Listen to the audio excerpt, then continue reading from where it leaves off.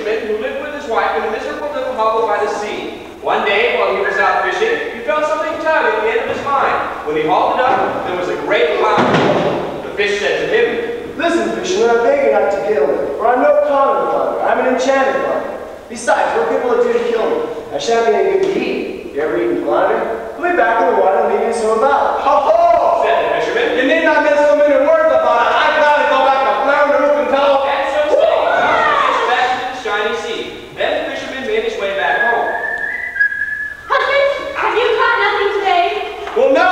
All I caught was a flounder, but he says he wants enchanted, so I'll let him go." Did you not wish for anything then? "Well, no. What was there to wish for?" Oh, isn't it bad enough to live in this miserable, wretched hovel? Oh, could at least wish for a nice, pretty cottage. Go back to the flounder and tell him I want a nice, pretty cottage. "I don't want to go back there." Well, you're the one who caught him. He'll surely grant you a wish. "Well, The man was not very willing to go, but he did not want to vex his wife, so he went back to the sea. Flounder, flounder in the sea, pretty hearken unto me. My wife Isabel has come her own well, and sent me to beg a boon of thee." Flounder came swimming up and said, "Well, what do you want?" "Elias, I had to call you for my wants. They thought I'd reach for something since I caught you." "Elias, she doesn't want to live in a miserable little hovel any longer. She wants a big, pretty cottage." "Go back home.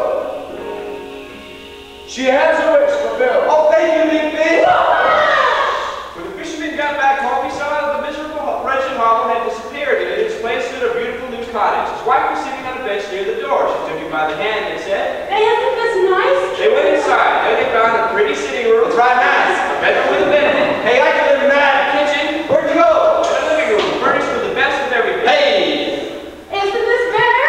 "Yes, wife, and let her maid let me will live in this pretty cottage and be happy forever." We'll see about that. And with that, they ate a meal. Then they went to bed. And everything went well for a week or so. Then the wife said, Listen, husband, this cottage is too cramped and the garden is too small. The flounder could have given us a bigger house. I want to live in a big stone castle. Go after the flounder and tell him I want a big stone castle. "Well, this cottage is good enough for us. What do we do in a castle?" Well, never mind that. The flounder will handle it. "Well, The man's heart was heavy, and he was not very willing to go. He said to himself, it's not fair." When he reached the sea, he found it was no longer green. It was still carved with dark violet and gray. He stood by it and said, "Flounder, flounder in the sea, pretty hearken unto me. My wife Isabel has never done well, and sent me to beg a boon of thee." "Now what do you want?" "At last, she wants a big stone castle." "Go back home again." "She's standing at the door." "Thank you, big guy." The fisherman went home fearing there would be no house, but when he got back, he found a large stone palace. His wife was standing at the top of the steps, waiting to go in. Now, isn't this worth having? "Yes, wife, and let her maid let me will live in this big, pretty palace and be content." We'll see about that. And with that, they went to bed. Very next morning, Husband! Get up! Come here and look at this beautiful land. I see it. Could we not be king over all this? Go to the flounder and we will be king. "Well, what we do is king? I want to be king." You won't be king, I will be king. What? Go to the flounder and tell him I will be king. I really... Back up! the man went, but he was very sad because his wife would be king. It's not fair. When he reached the sea, he found it was dark and gray, rough and evil smelling. He stood there and said, "Flounder, flounder in the sea, pretty hearken unto me. My wife Isabel has never done well, and sent me to beg a boon of thee."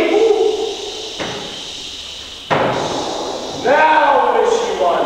"At last, she wants to be king." "Go back home again."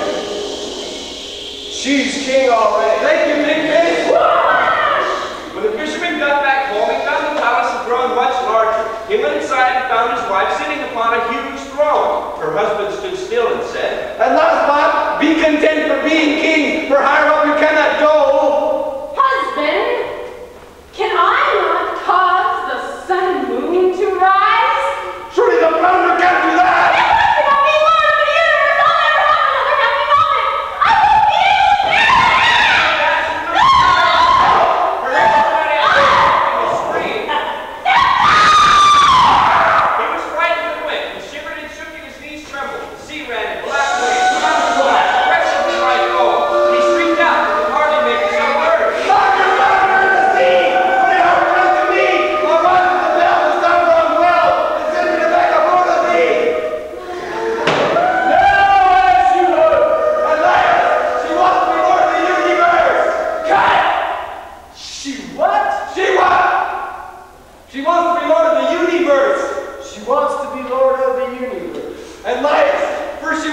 a big pretty cottage, and that didn't make her happy.